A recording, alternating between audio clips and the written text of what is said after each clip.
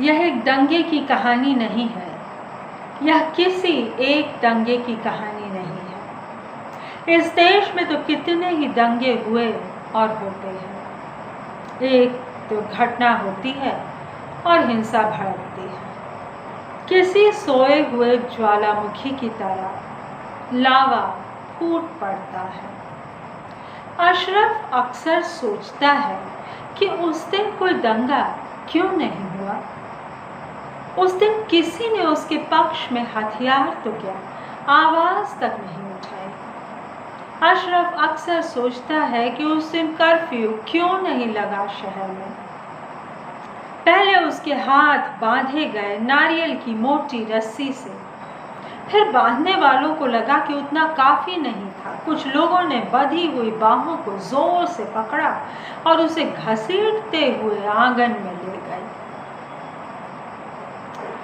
आंगन में 3 पेड़ थे।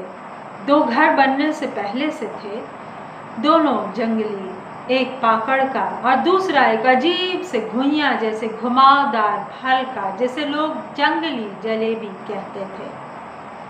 तीसरा पेड़ अल्फांसो आम का था। उसकी कलम को अशरफ ने खास तौर से बंबई के इलाके से मंगवाया था। सारे मोहसिनपुर में एक अकेला वही अल्फांसो आम का पेड़ था। हालांकि मोहसिनपुर की गुजराती मिट्टी अल्फांसो को रास नहीं आई थी। उसमें वह स्वाद नहीं था जो अपनी मिट्टी में उगने पर अल्फांसो का होता है। फिर भी अशरफ को उसके फल बहुत प्यारे थे। खुद सींच कर उसने उस पेड़ को बड़ा किया था। वह बहुत जल्दी बड़ा भी हो गया था। आभा कहती थी, पाकड़ से भी दुगने वेग से। उसके फल पककर पीले नहीं होते थे, खूब गदराए हुए हरेपन की एक दूसरी आभा पा लेते थे और अशरफ को पता चल जाता था कि अब कौन सा फल तोड़ लेना। और अशरफ से भी पहले पड़ोस के बच्चों और उनके भी दोस्तों को, और इस तरह आम चुराने वालों की एक अदृश्य कतार सी लगी रहती थी सुबह के धुंधलके और शाम के झुटपुटे में। अशरफ ने ईंट की चहारदीवारी न देकर लकड़ी की फेंस से आंगन को घेरा था। घर का डिजाइन कुछ ऐसा था कि आंगन पिछवाड़े था, एक तरह से बैकयार्ड। लकड़ी उस फेंस को मजबूती से थामे थी और फेंस की उस लकड़ी को अशरफ ने सफेद रंग से रंगा था। वह ऊंची थी पर इतनी नहीं कि फांदी न जा सके, और बच्चे अक्सर ऐसा ही करते थे। बांस के फट्टे का सहारा लेकर कूद जाते थे, जप्पू से, झप्प से, और उसी फट्टे से आम भी तोड़ ले जाते थे। अल्फांसो बीजू की तरह टपकता नहीं था। उसी आम के पेड़ से अशरफ को बांधा गया। बांधो, कसकर बांधो, ऐसे नहीं मानेगा। साले कलमी आम उगाने का ऐसा शौक है तो अपने शहर में जाकर उगा। हमारा ही शहर मिला था तुझे आलीशान मकान बनवाने के लिए। हमारी लड़की क्यों ब्याही थी? वह एक हिंदू आवाज थी, मगर जब तक यह आवाज उभरी, हिंदू कौम की लड़की जा चुकी थी। आभा ने आत्महत्या कर ली थी। जब हिंदू मुसलमानों का मिला जुला यह दंगाई दल जबरन घर में घुसा, इतवार की सुबह के 10 बज रहे थे। टेलीविजन चल रहा था। आभा नाश्ते के लिए उपमा बना रही थी। मई का महीना था, खिड़कियां खुली थीं, आंगन दरवाजा खुला था। आभा अभी अभी आंगन से करी पत्ते तोड़कर लाई थी। किचन से लगे ड्राइंग रूम में सरसों और करी पत्ते की छौंक की खुशबू थी। पहली निगाह में ही जाहिर हो जाता था कि यह घर आभा और अशरफ ने बड़े शौक से बनवाया था। बाहर के दरवाजे में 3 चौकोर शीशे थे। इनसे उचक कर बाहर देखा जा सकता था। उस दिन जब घंटी बजी तो अशरफ ने देखा कि जाने अनजाने लोगों का सैलाब बाहर खड़ा है। जो कहते हैं कि भीड़ का कोई चेहरा नहीं होता, गलत कहते हैं। अशरफ ने दरवाजे के बाहर असंख्य चेहरे देखे, कुछ परिचित भी और कुछ नितांत अपरिचित। अशरफ ने इन चेहरों पर भयानक दरिंदगी देखी, जैसे क्रोध का ज्वालामुखी फट पड़ा हो और खौलता हुआ लावा उनके शरीर पर से गुजर रहा हो। अशरफ ने उनकी आंखों में खून देखा और उससे भी ज्यादा खतरनाक यह था कि अशरफ ने उनके हाथों में हथियार देखे। जो आदमी दरवाजे के ऐन सामने खड़ा था, उसके हाथ में एक कुल्हाड़ी थी। वह कुल्हाड़ी ऐसे उठाए हुए था जैसे अगर यह दरवाजा नहीं खुला तो वह दरवाजे को फाड़ डालेगा। उसके पीछे और लोग थे और एक के हाथ में गड़ासा था और एक के हाथ में हंसुआ। अगर दरवाजा नहीं खोला जाता तो या तो उसे काट या तोड़ दिया जाता। अशरफ को लगा कि जहान में परवरदिगार के सारे फलसफे बेमतलब हो गए थे। जहन्नुम और जन्नत तक मिलकर एक हो गए। अशरफ को यह भी लगा कि उस पल से पहले परवरदिगार जैसे सर्वशक्तिमान हस्ती में उसका ऐसा यकीन रहा हो कि अपने जीवन के सबसे डरावने क्षण में वह उसे ऐसे याद हो, इसका उसे खुद इल्म तक नहीं था। अशरफ को लगा कि दुनिया की सारी शैतानी ताकत, सारे जालिम और जिन्नात उसके खिलाफ उसके दरवाजे पर आ खड़े हुए थे। अशरफ ने दरवाज़ा ऐसे खोला जैसे वह वहाँ हो ही नहीं, जैसे उसे पहले से ही अगवा कर लिया गया हो। पीतल का नॉब घूमा और सबसे पहले कुल्हाड़ी वाला आदमी दाखिल हुआ। सियावर रामचंद्र की जय अपनी कुल्हाड़ी को हवा में ऊपर उठाकर जोर से नारा लगाया। नारे के जोश में कुल्हाड़ी का लकड़ी के डंडे वाला हिस्सा उसके फड़कते हुए हाथ में कुछ ऐसे घूमा जैसे थोड़ी देर पहले अशरफ के लगभग सुन्न हो गए हाथ में दरवाजे का नॉब घूमा था। एक दूसरा आदमी जिसे 2 दिन पहले ही अशरफ ने चौक पर देखा था, आगे बढ़ाया। उसने अशरफ को जोर से धक्का दिया और अशरफ मुंह के बल फर्श पर जा गिरा। उसके मुंह से चीख तक नहीं निकली। चीखी आभा। दहशत से भरी आभा लगभग दौड़ती हुई ड्राइंग रूम में आई और फिर वैसे ही उल्टे पांव किचन की ओर वापस भागी, बदहवास विक्षिप्त से। किसी ने लपक कर उसका हाथ पकड़ा। आभा के गले से रिरियाती हुई ऐसी आवाज निकली जो शायद जिबा होते मेमने के गले से भी नहीं निकलती। उसने पलट कर देखा। वह आदमी जो उसे बुरी तरह खींचने की कोशिश कर रहा था, अक्सर उसे चौक पर दिखाई दे जाता था।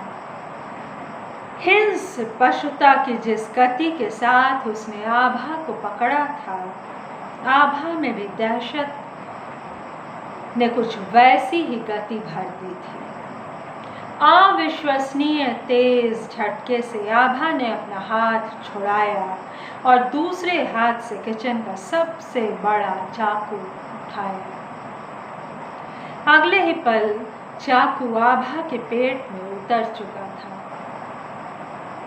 खून का फव्वारा छूट पड़ा। कुछ छींटे उस आदमी के चेहरे पर भी पड़े। हड़बड़ा कर वह लड़खड़ाता हुआ पीछे को हटा। सारी जान दे। आभा के पैर जरा से कांपे। उसने अपनी कुहनियों का सहारा लिया और फिर वह जमीन पर ढेर हो गई। खुद को चाकू उसने भय के भयानक शिकंजे में आकर मारा था और पूरी ताकत से मारा था, लेकिन तत्क्षण ज्यादा को जान नहीं पाई थी। खून इस तरह बह रहा था कि आभा के तड़पने के भी निशान दिखाई नहीं दे रहे थे। गिरता पड़ता अशरफ जब उसके पास पहुंचा तो उसके लिए यह पता लगाना मुश्किल था कि वह जिंदा थी या मुर्दा। डॉक्टर बेमानी सी महसूस होती एक ध्वनि उसके मुंह से निकली और वहीं घुटने टेक कर बैठ गया। या अल्लाह, या खुदा, कहता हुआ अशरफ आभा के करीब जाने को हुआ कि भीड़ में किसी ने उसे दबोचा और फिर सब मिलकर उसे घसीटकर आभा से दूर आंगन में ले गए।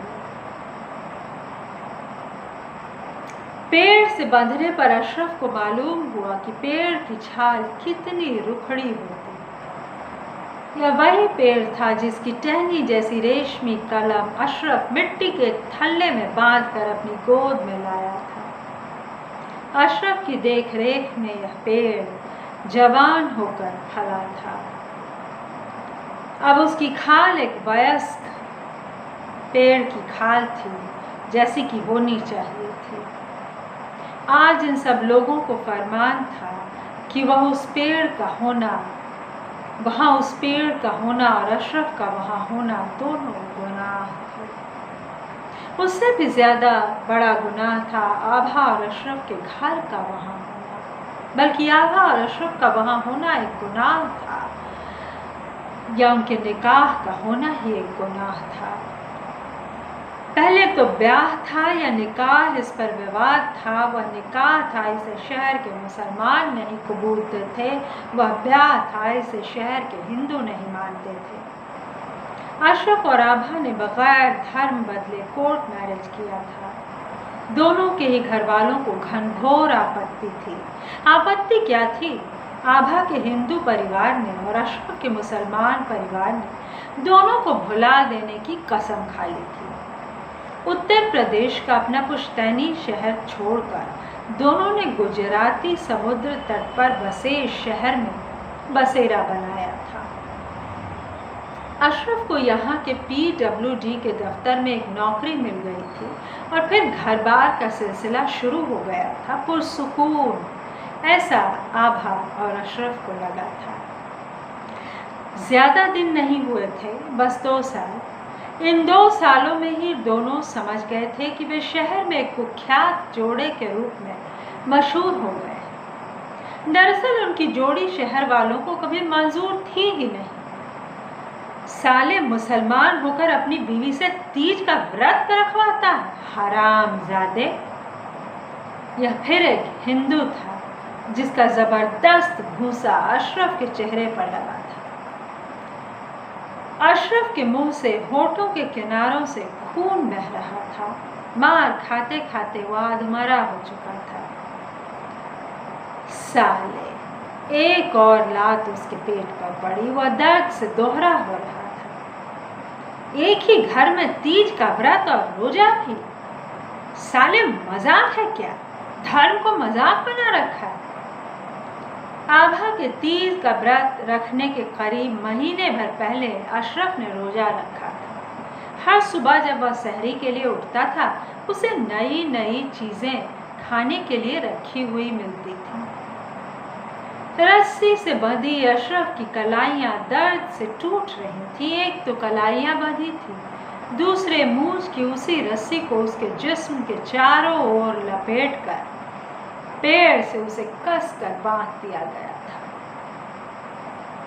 उसके छिलते हुए हाथों से खून रिसने लगा था। लात और भूसे की बौछार थी कि रुकने का नाम नहीं ले रही थी। छोड़ दो साले को, मर जाएगा तो 2 मौतें हमारे मत्थे चढ़ेंगी। बीवी तो पहले ही खुदकुशी कर चुकी। छोड़ दो साले को, मर जाएगा तो 2 मौतें हमारे मत्थे चढ़ेंगी। बीवी तो पहले ही खुदकुशी कर चुकी। फिर लहूलुहान अशरफ को पेड़ से वहीं बंधा छोड़कर दंगाई वापस घर में घुसे और एक एक करके सारा सामान उठा कर ले गए। बड़े प्यार से बनवाया हुआ फर्नीचर, कांच के टेबल और वे तमाम चीज़ें जो आभा को बहुत पसंद थीं। आभा को कांच बहुत पसंद था। डाइनिंग टेबल कांच का, कांच की टीवी ट्रॉली, हर जगह कांच। और कांच की ही तरह एक दिन अचानक उसकी दुनिया चकनाचूर हो गई। 2 दिन पहले तीज का त्योहार था और बड़े शौक से, बड़े चाव से आभा ने उसे सेलिब्रेट किया था। चंदेरी प्रिंट की एक नई पीली साड़ी, ढेर सारी लाल लहठी और कुछ गहने जो अशरफ ने शादी के बाद बड़े शौक से उसके लिए खरीदे थे, उसने पहने थे। वह किसी गुड़िया जैसी खूबसूरत लग रही थी। अशरफ ने उसकी ढेर सारी तस्वीरें खींची थीं। वे तस्वीरें अभी तक साफ भी नहीं हो पाई थीं। बलवाई कैमरा भी ले गए थे। यह तो बाद में सुना गया था कि सामानों की बोली लगाई गई थी। किसके हिस्से क्या आएगा, इसको लेकर जब दंगाइयों के बीच आपस में ही दंगा होने की नौबत आ गई थी तो किसी तरह यह तय हुआ कि सामानों को नीलाम किया जाए कम कीमत पर। जो उसे खरीद सके सामान उसका और रकम दंगाइयों की बख्शीश। गेहूं रंग के मखमल का सोफा इतना प्यारा और बेशकीमती दिखता था, वह हर किसी को चाहिए था।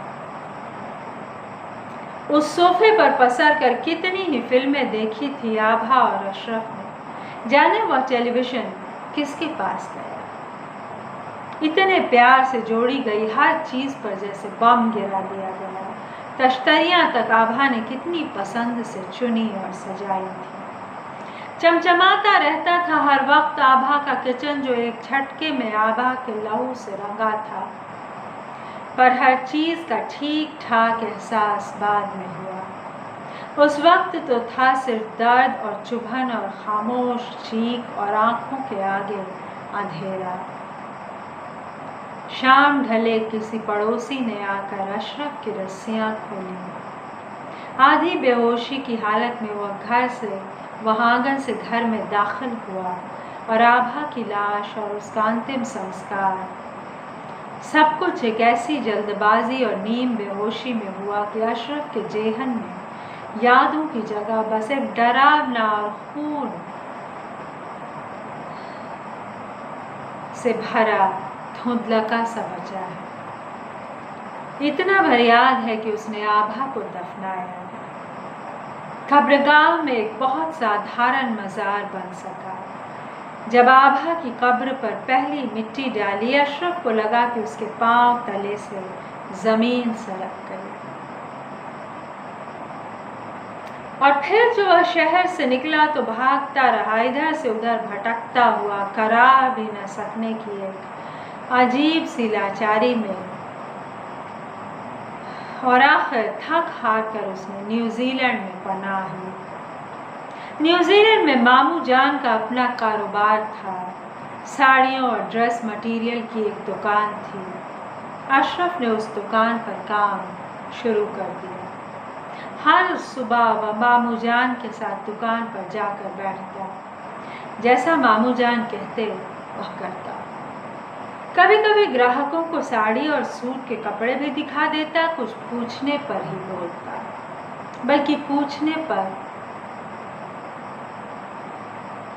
ही बोलने की उसकी आदत हो गई।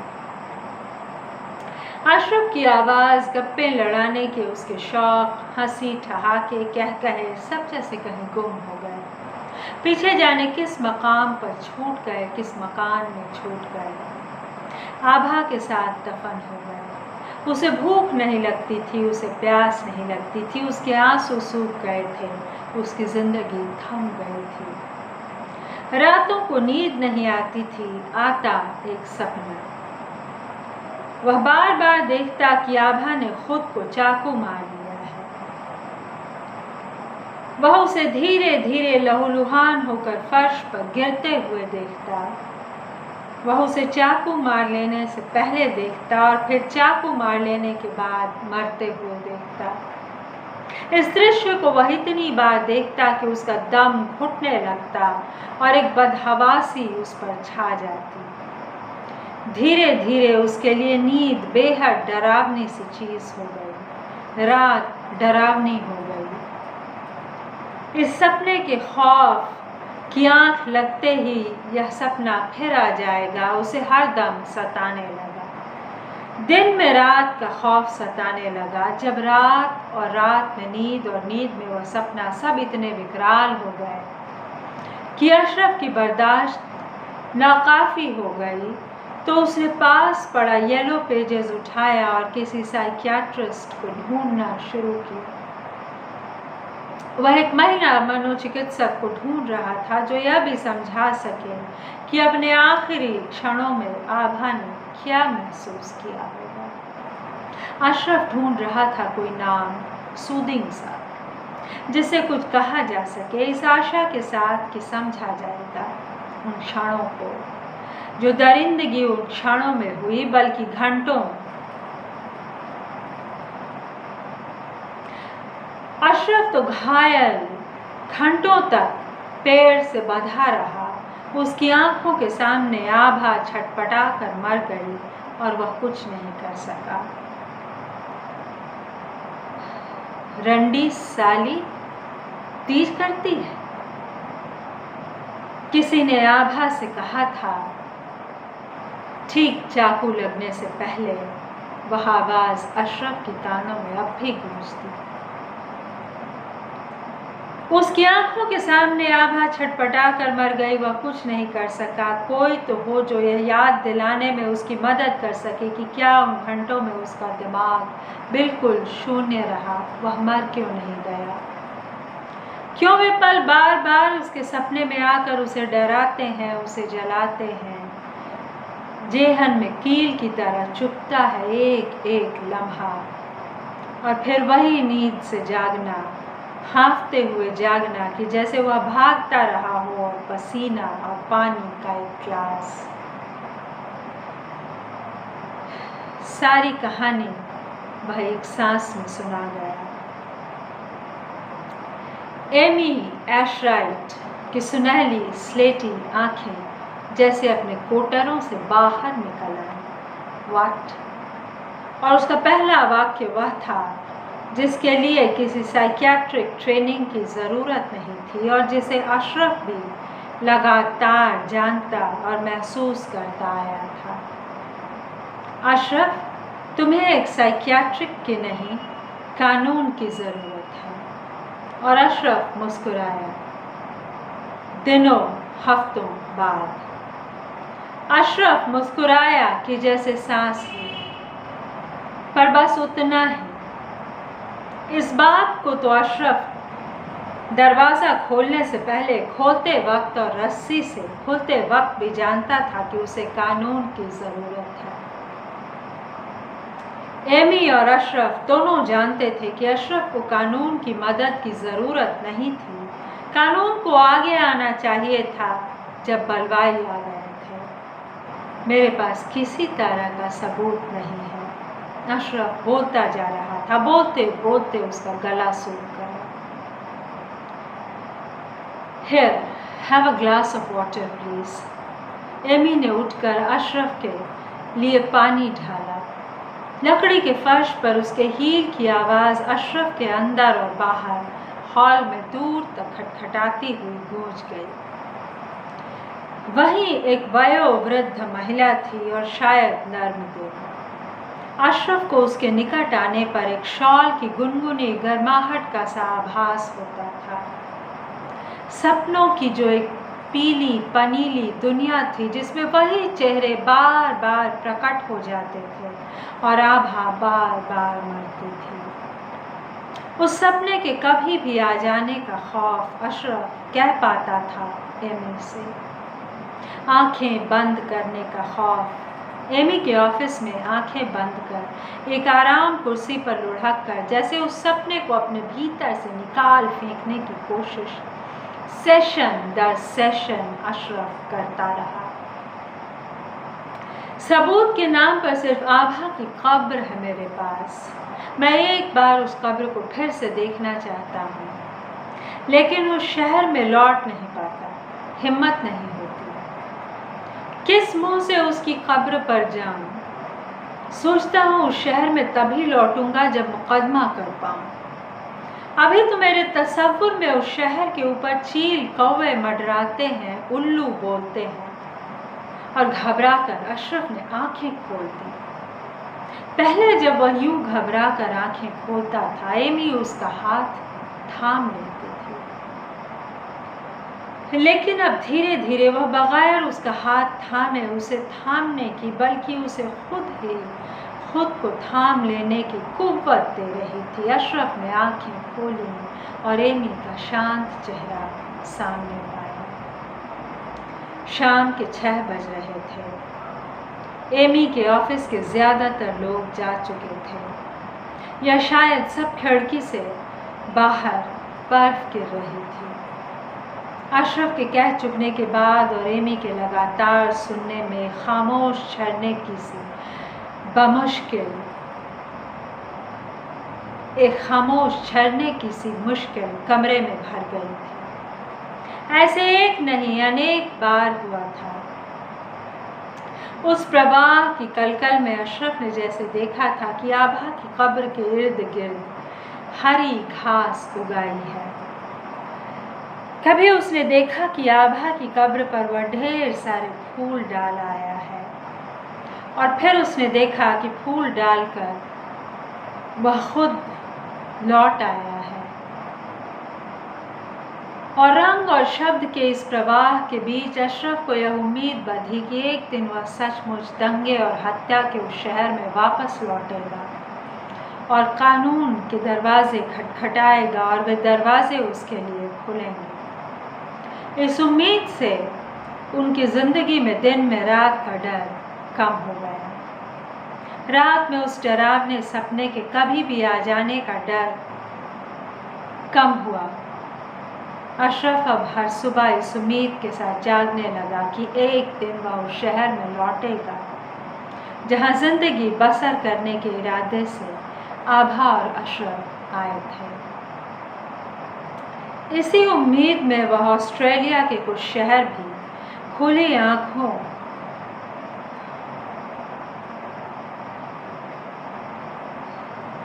और लगभग खाली दिमाग से घूम आया।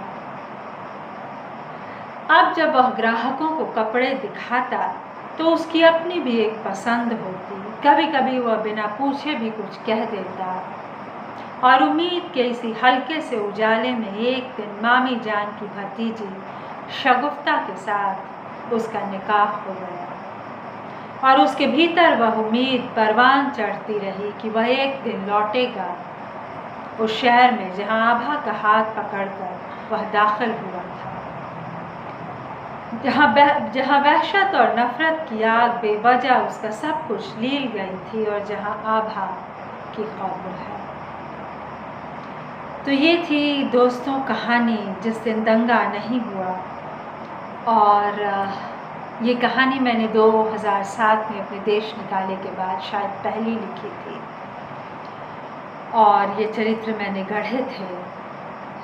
आप इनमें बहुत कुछ पढ़ सकते हैं। लव जिहाद आप इनमें पढ़ सकते हैं।